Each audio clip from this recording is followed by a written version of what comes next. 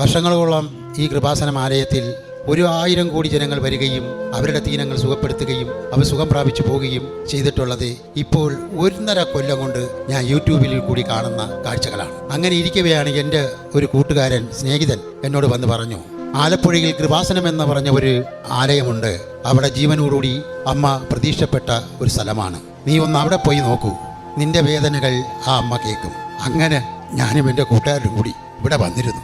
ഞാൻ ആദ്യമായി ഇവിടെ വന്ന് എൻ്റെ അമ്മയോടടുത്ത് വന്നു പ്രാർത്ഥിച്ചു. ഉടമ്പടിയെടുത്ത് ആദ്യമായിട്ട് വെച്ച ഒരു നിയോഗമാണ് ഒരു ഭവനം എനിക്ക് തരണമേ എന്ന്. അമ്മയോട് ഫസ്റ്റിൽ വെച്ച നിയോഗത്തിൽ ഒന്നാണ് എനിക്ക് ഭവനം.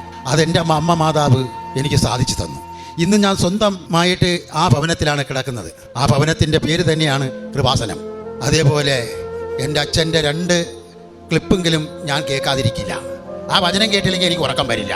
സത്യത്തിൽ കാലത്തായിരുന്നാലും ശരി, ഉച്ചയ്ക്കായിരുന്നാലും വൈകിട്ടായിരുന്നു 5:30 മണിക്ക് വചനം കേട്ടിരിക്കും.